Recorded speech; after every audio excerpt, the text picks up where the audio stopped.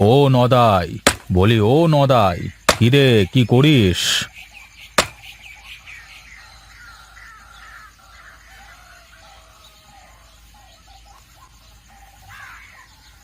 আগে কর্তা, এবছর ভাবছি নতুন কিছু করব। এই এক ফসল চাষ করে করে জমির মাটিটা কেমন নষ্ট হয়ে যাচ্ছে। দেখেছিস হরি, তোকে বলেছিলাম না, নদাই বেটা বড় কাজের ছেলে, ও সব করতে পারে। সবই আপনাদের আশীর্বাদে কর্তা। তা বেশ বেশ, বলি কি, এবছরের ধারের টাকাগুলো তো এখনো দিলি না রে। দিয়ে দেব কর্তা, ও নিয়ে আপনি কোনো চিন্তা করবেন না। চিন্তা কি আর আমি করি রে পাগল, চিন্তা আমাকে নিয়ে চিন্তা করে। চল হরি, সামনের দিকে যাওয়া যাক। এত মানুষের কাছে টাকা পাবো, মনে রাখাটাই কষ্ট।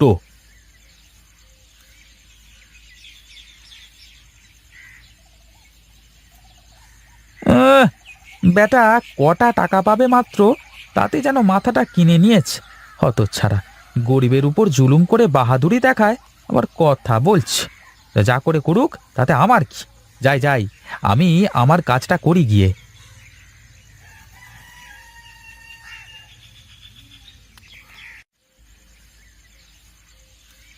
বৌমা, আমার জর্দার কৌটোটা একটু এনে দাও তো। আমি কাজ করতেছি দেখতে পান না, নাকি চোখে চশমা পরে আছেন? তুমি পারবা না বললেই তো হয়, এত বাড়তি কথা বলো কেন শুনি? না বলে আর কি করব? এ বাড়িতে তো আমি কাজের লোক, যে যেমনে পারে সেমনে কাজ করায়। ও মা, তোমাকে আবার কে কাজের লোক বললো?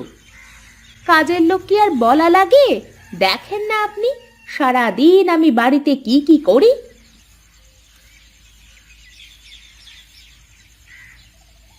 তো বাড়ির সব কাজ কে করবে? আমাকে করে দিতে বলতেছো নাকি? তা আবার কখন বললাম আমি? কেন, আপনি ছাড়া কি বাড়িতে আর কেউ নেই? সে কি শুধু বসে বসে খাবে আর ঘুমোবে নাকি? এই নেন মা, আপনার জর্দার কৌটো। ওই যে চলে এসেছে আপনার জর্দার কৌটো।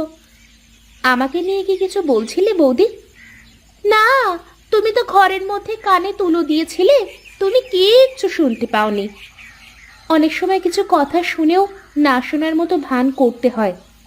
বেশ তো, তাহলে না শোনার ভান করে আবার ঘরে গিয়ে ঘুমাও। আমি রান্না শেষ করে তোমাকে ভাত বেড়ে খেতে দিয়ে আসবো।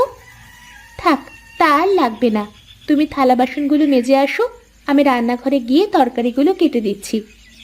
হাত পুড়িয়ে রান্না তো আমাকেই করতে হবে, তাহলে তরকারি কুটে দিয়ে আবার কি হবে শুনি?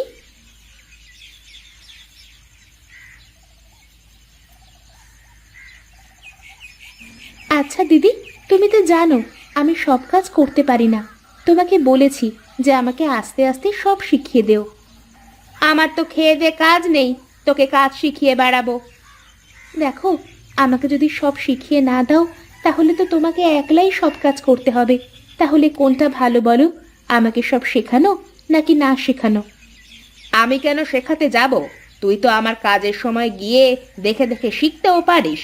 আমি একা একা কাজ করে মরি, আর তুই ঘরে বসে বসে পায়ের ওপর পা দিয়ে চা খাস। আমার বাপের বাড়িতে কাজ করার জন্যে 4-5টা কাজের লোক, এক বাপের মেয়ে কখনো তো কাজ করে খায়নি দিদি। তোমার ঠাকুরপো এত বড় চাকরি করে, তাই আমাকে বিয়ে দিয়েছে। তোর তো 7 যুগের ভাগ্যি যে আমার ঠাকুরপোর মতো মানুষের সাথে তোর বিয়ে হয়েছে। তোমার ঠাকুরপোরও 7 জনমের ভাগ্যি যে আমার মতো মেয়েকে বউ হিসেবে পেয়েছে। বলি, এ বাড়িতে যখন বউ হয়ে এসেছিস, তখন কাজ করেই খেতে হবে, তাই কাজগুলো শিখে নে। আর তা না হলে বাবার বাড়ি থেকে দুটো কাজের লোক এনে রেখে দে। কি নিয়ে কথা হচ্ছে দুই বউয়ের শুনি? সেসব কথা শুনতে হবে কেন? যে যা বলবে তাই কি শুনতে হবে নাকি? বাহ বাহ, কথা তো বলো না, মনে হয় যেন বাজি ফুটাও এক একটা। এটা আপনি কি বললেন মা? আমার কথা কি আপনার কানের মধ্যে বাজির মতো ফোটে নাকি? শুধু আমার কানের মধ্যে না, এবারই সবার কানের মধ্যেই তোমার কথা বাজির থেকে বেশি জোরে ফোটে। তা তো হবেই। উচিত কথা বললে যে খালা বেজার হয়। এখন কি জন্য রান্নাঘরে এসেছেন তাই বলেন তো দেখি। আমার খুব চা খেতে ইচ্ছে হচ্ছিল, তাই ভাবলাম একটা চা করে নিয়ে আসি। আপনি কেন কষ্ট করে আসলেন মা? আমাকে বললে আমি গিয়ে দিয়ে আসতাম। আপনি ঘরে গিয়ে বিশ্রাম করেন, ছোট গিয়ে আপনাকে চা দিয়ে আসবে।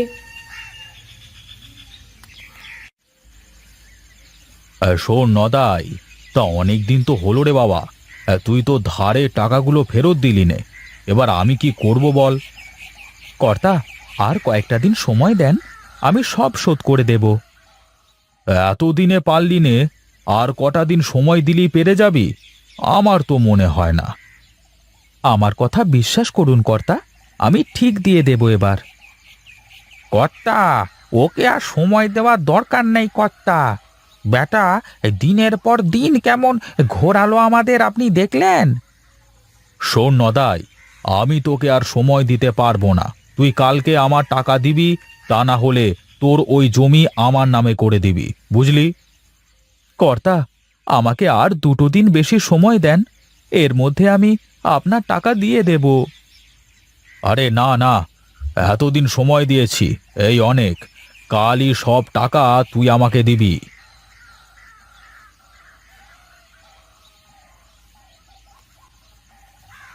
শোনো নদাই, কেঁদে কোনো লাভ হবে না, বুঝলে? বাড়িতে গিয়ে টাকার গোছ করো গে। শুনলাম তোমার ছোট ভাই গণেশ নাকি শহরে বড় চাকরি বাকরি করে, ওর থেকে তো টাকাটা নিতে পারো, তাই না? তুমি তো মহাজনের চামচা, তুমি মহাজনের হয়ে কথা বলবে, এটাই তো স্বাভাবিক।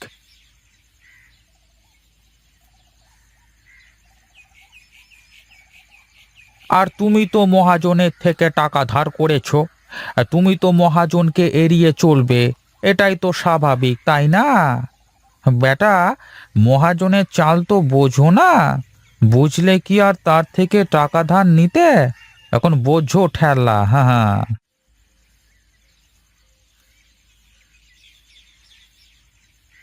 কিরে ছোট, এইখানে এই কচু গাছের কাছে কি করিস? দিদি দেখো, গাছগুলো কত সুন্দর দেখতে, আর কেমন অদ্ভুত রঙের দেখতে। এসব আগাছা না রাখাই ভালো, কেটে ফেল ছোট। না দিদি, আমার মনে হয় এই কচু দিয়ে কোনো ওষুধ বানানো যায়, ভালো কোনো কবিরাজের কাছে শুনলে পাওয়া যাবে। কি দরকার এসবের, যা ভালো মনে হয় করগে।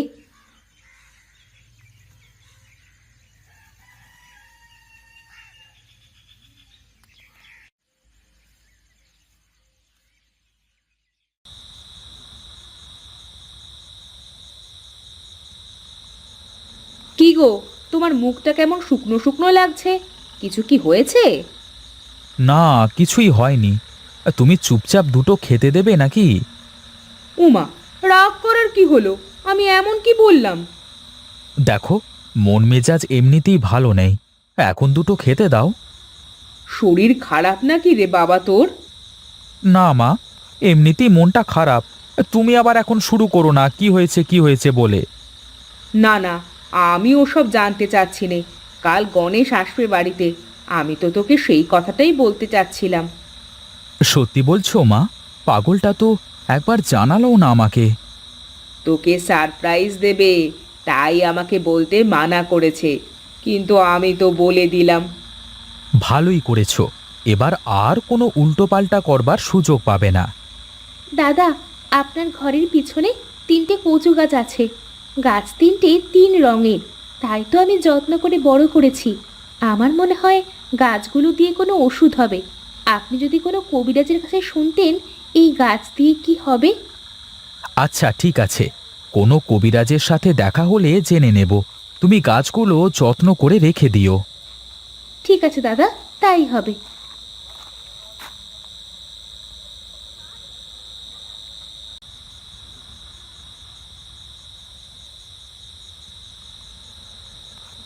ওগো, কি হয়েছে বলবা না আমাকে? তোমাকে না বললে কি হয়? ওখানে মা ছিল, ছোট বউ ছিল, তাই তো বলিনি। কি হয়েছে, কি জন্য এত চিন্তা করতেছো? কালকে মহাজনের ধারের টাকাগুলো দিতে হবে, তা না হলে আমার জমিটা লিখে দিতে হবে। এত বড় একটা কথা, আর তুমি আমাকে আগে বলনি? বলে কি হবে বলো? তোমার কাছে কি টাকা আছে নাকি?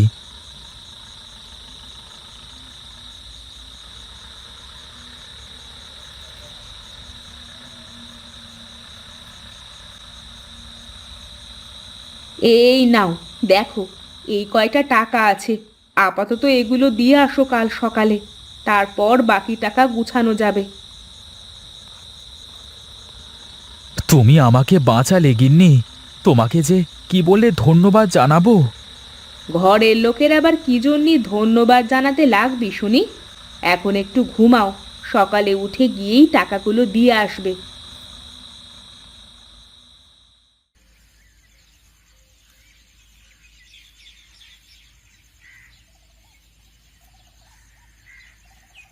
মা, তুমি এত সকালে উঠানে দাঁড়িয়ে আছো কেন তোমরা? এই নে বাবা, এই টাকাগুলো রাখ।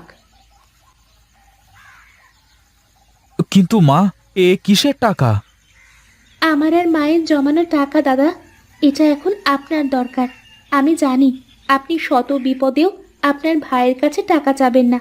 তাই তো আমি আর মা কাল রাতে আপনার কথা শোনার পর আমাদের জমানো টাকা থেকে আপনাকে এই টাকাটা দিলাম। যা বাবা, গিয়ে মহাজনের টাকাটা আগে দিয়ে আয়।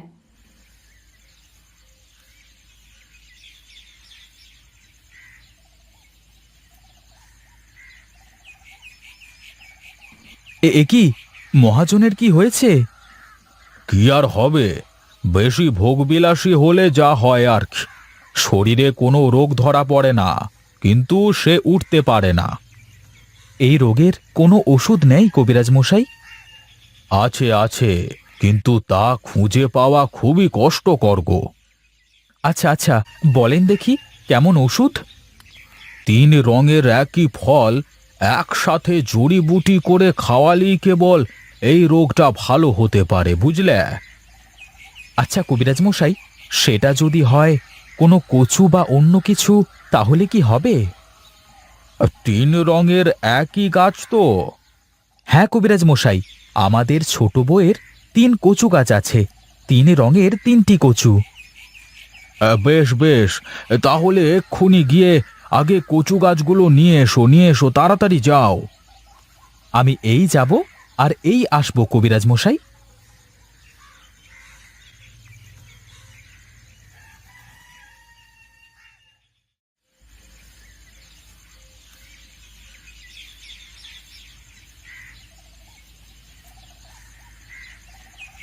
এই তো কবিরাজ মশাই, মহাজন ভালো হয়ে গেছে।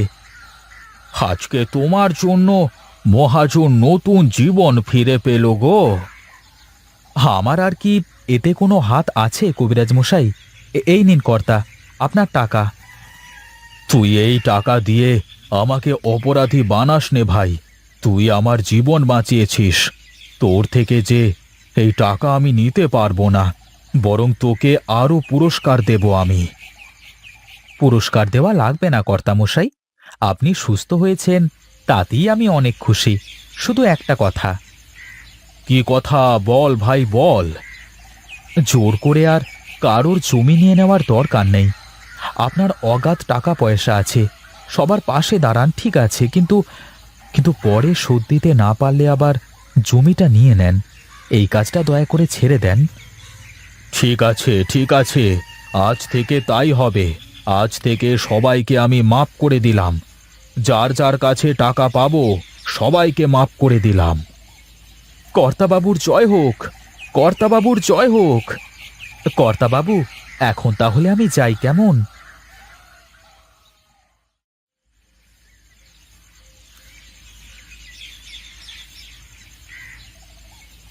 এই নাও তোমাদের টাকা, যার যার টাকা বুঝে নাও। কেন রে বাবা, মহাজন টাকা নিল না? না মা, ছোট বউয়ের 3 কচু মহাজনের জীবন বাঁচিয়েছে, তাই তো মহাজন টাকা নেবে না। কত জোর করলাম। শুধু তাই না, মহাজন এখন থেকে আর কারোর কাছ থেকে জোর করে জমি লিখে নেবে না। ওগো, সত্যি বলছো তুমি? হ্যাঁ গো গিন্নি, সব সত্যি বলছি। দেখেছো গিন্নি, পরিবারের একজন বিপদে পড়লে কিভাবে সবাই পাশে দাঁড়ায়। তোমার মতো মা আর ছোট বউ তাদের জমানো টাকা আমার হাতে তুলে দিয়েছে।